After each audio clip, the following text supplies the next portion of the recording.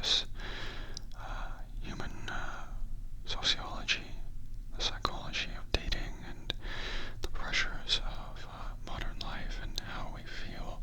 the need to get into relationships with people, how that affects our psyche and well-being and all that, and how we cope with those pressures. And it is both kind of sad and dramatic and funny at the same time, but I thought it was pretty interesting to watch, and well written, well acted, but like I said, very weird. So if you're not into weird movies, it might not be your thing, but I thought it was pretty enjoyable. Would recommend The Lobster. Next was Civil War, which is a movie by Alex Garland, who you might know for Ex Machina or Men or Annihilation. And I've enjoyed pretty much all of his movies, and this one is no exception. It is a movie that is a little bit deceptive in its marketing. You kind of think it's going to be a modern Civil War movie from some of the marketing, and I have seen many reviews from people who were disappointed it was not about that, but instead it is more a movie about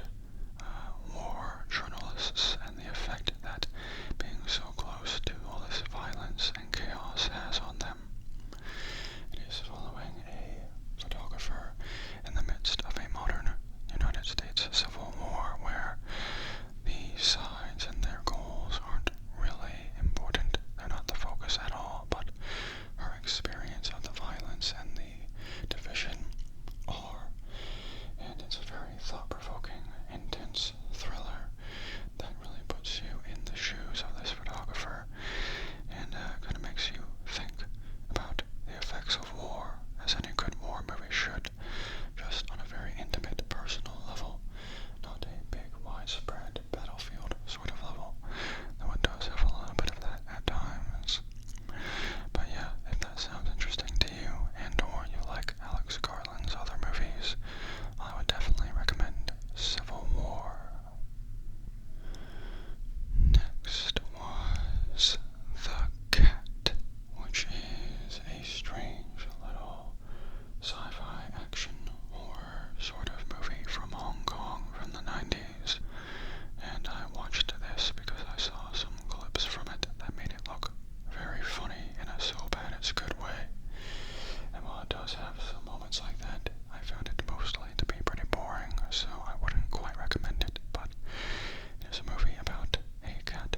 that is secretly an alien that, if I remember correctly, comes to Earth to fight another alien that is trying to take over Earth or do bad things, or I don't remember exactly, but it is a movie with some very silly special effects and over-the-top, cheesy, nonsensical acting and writing, but aside from a few moments of silliness, not really my thing, but I'm glad I gave it a try anyway. Next was Aftersun, and Aftersun is another one of the best movies I watched last year. This is a very, very, very emotional movie about a young, I think maybe teenager, almost teenage girl who goes on a nice vacation to a resort with her dad. And on the surface level, most of it seems pretty normal vacation, just a good time, but as you watch the movie, you start to realize the signs of something else under the surface, and well, things were not quite as happy and enjoyable as the girl thought in her childhood. And it is about this girl thinking back on the memories of this vacation and kind of putting two and two together and realizing what was really going on at the time, and it really makes you feel strong emotions. You might cry, mostly without showing anything explicitly,